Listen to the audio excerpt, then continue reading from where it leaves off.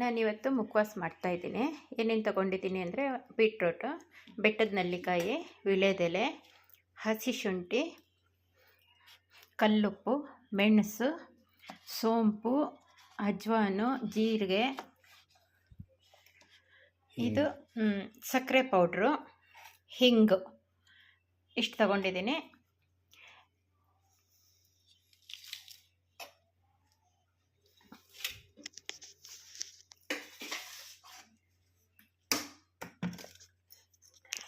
ಬೆಟ್ಟದ ನೆಲ್ಲಿಕಾಯಿನ ಈ ರೀತಿ ತುರ್ಕೊಂಡಿದ್ದೀನಿ. ಶುಂಠಿನೂ ಅಷ್ಟೇ ಹೀಗೆ ಈ ರೀತಿ ತುರ್ಕೊಂಡಿದ್ದೀನಿ. ಇದು ಬೀಟ್ರೂಟ್ನ ಸಹ ಚೆನ್ನಾಗಿ ತುರ್ಕೊಂಡಿದ್ದೀನಿ. ಅದ್ರ ಜೊತೆಗೆ ಇವಾಗ ಇದನ್ನೆಲ್ಲ ಸ್ವಲ್ಪ ಹುರ್ಕೋಬೇಕು. ಒಂದು ಕಡಾಯಿ ಇಟ್ಟಿದ್ದೀನಿ. ಅದರಲ್ಲಿ ಇವಾಗ ಪ್ರತಿಯೊಂದನ್ನು ಒಂದೊಂದು ಸ್ಪೂನ್ ಹಾಕಿ ಹುರ್ಕೊಳ್ತೀನಿ. ಜೀರಿಗೆ ಹಾಕ್ತಾಯಿದ್ದೀನಿ 1 ಸ್ಪೂನು, 1 ಸ್ಪೂನ್ ಅಜ್ವಾನ್ ಹಾಕ್ತಾಯಿದ್ದೀನಿ, 1 ಸ್ಪೂನ್ ಸೋಂಪು ಹಾಕ್ತಾಯಿದ್ದೀನಿ,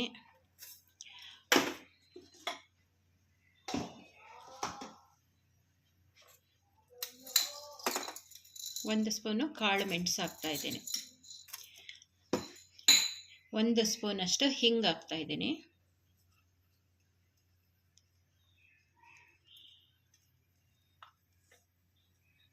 ಇದನ್ನೆಲ್ಲ ಸ್ವಲ್ಪ ಲೈಟಾಗಿ ಹುರ್ಕೊಳ್ತೀನಿ.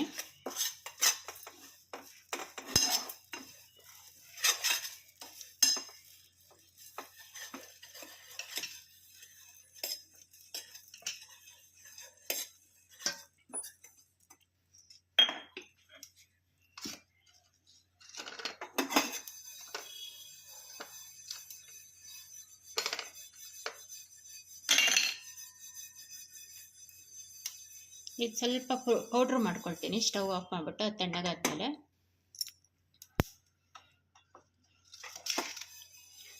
ಅವಾಗವರೆಗೂ ಇದನ್ನು ಚೆನ್ನಾಗಿ ಮಿಕ್ಸ್ ಮಾಡ್ತೀನಿ. ಬೀಟ್ರೂಟು, ಬೆಟ್ಟದ ನೆಲ್ಲಿಕಾಯಿ, ಶುಂಠಿ ಇದು ತುಂಬಾ ಒಳ್ಳೆಯದು ಹೆಲ್ತ್ಗೆ. ಚೆನ್ನಾಗಿ ಜೀರ್ಣ ಆಗುತ್ತೆ. ಆಮ್ಲನೂ ಹೆಲ್ತ್ಗೆ ಒಳ್ಳೆಯದು. ನಾವು ಹಾಕಿರೋ ಈ ಐಟಮ್ಸ್ ಎಲ್ಲ ತುಂಬಾ ಹೆಲ್ತಿ ಫುಡ್ ಇದು.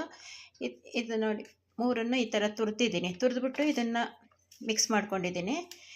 ಇದಕ್ಕೆ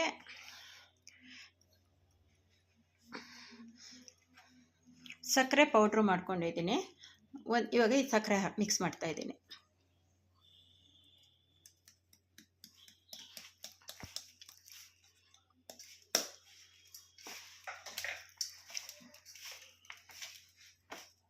ಇದನ್ನು ಚೆನ್ನಾಗಿ ಮಿಕ್ಸ್ ಮಾಡಬೇಕು. ಅದಕ್ಕೆ ಚೆನ್ನಾಗಿ ಎಲ್ಲ ಅದಕ್ಕೆ ಚೆನ್ನಾಗಿ ಅಂಟ್ಕೊಳ್ಳುತ್ತೆ.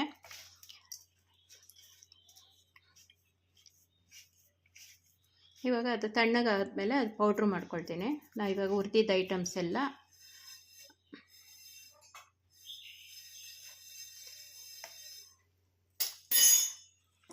ನಮಗೆ ಇದು ಜೀರ್ಣಕ್ರಿಯೆಗೆ ಒಳ್ಳೆಯದು.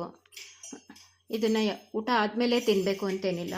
ಇದನ್ನು ಚೆನ್ನಾಗಿ ಮಿಕ್ಸ್ ಮಾಡಿಬಿಟ್ಟು ಒಂದು 8-10 ದಿನ ಫ್ಯಾನ್ ಕೆಳಗಡೆ ಒಣಗಿಸಿದ್ರೆ ಆಮೇಲೆ ಗರ್ಗರಿಯಾಗಿರುತ್ತೆ ಇದು. ಅದು ಯಾವಾಗ ಬೇಕಂದ್ರೂ ತಿನ್ಬೋದು. ಟ್ರಾವೆಲ್ ಮಾಡಬೇಕಂದ್ರೂ ಒಂದು ಸ್ವಲ್ಪ ಬಾಕ್ಸಲ್ಲಿ ಇಟ್ಕೊಂಡು ತಿನ್ಬೋದು. ಆಫೀಸ್ಗೆ ಹೋಗಲು ಒಂದು ಸ್ವಲ್ಪ ಬಾಕ್ಸಲ್ಲಿ ಇಟ್ಕೊಂಡ್ರೆ ತಿನ್ಬೋದು. ಅದಕ್ಕೆ ಸ್ವಲ್ಪ ಆ ಪೌಡ್ರಿಗೆ ಸ್ವಲ್ಪ ಉಪ್ಪು ಸೇರಿಸ್ಬಿಟ್ಟು ಪೌಡ್ರ್ ಮಾಡ್ಕೊಳ್ತೀನಿ. ಹುರಿದಿದ್ದ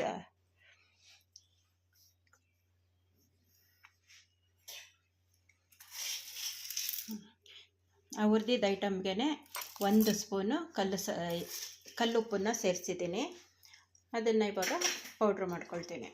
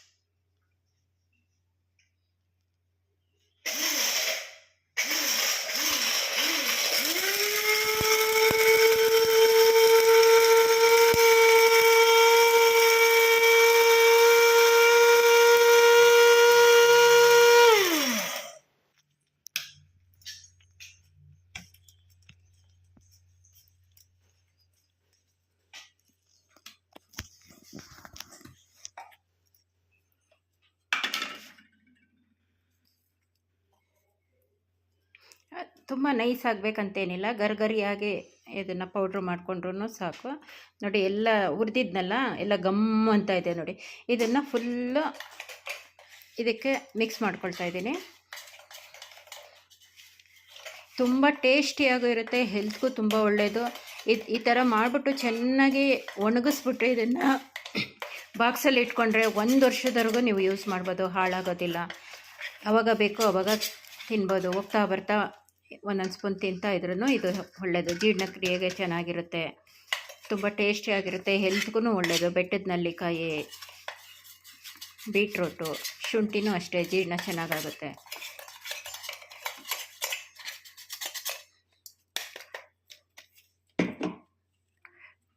ನೋಡಿ ಎಷ್ಟು ಬೇಗ ಆಗುತ್ತಲ್ಲ, ಎಲ್ಲ ಒಂದು 5 ನಿಮಿಷದಲ್ಲಿ ಇದೆಲ್ಲ ರೆಡಿ ಮಾಡ್ಕೊಂಬಿಡ್ಬೋದು. ಬಟ್ ಚೆನ್ನಾಗಿ ಬಿಸಿಲಿದ್ರೆ ಒಂದು 2 ಡೇಸ್ ಒಣಗಿಸಿದ್ರೆ ಸಾಕಾಗುತ್ತೆ.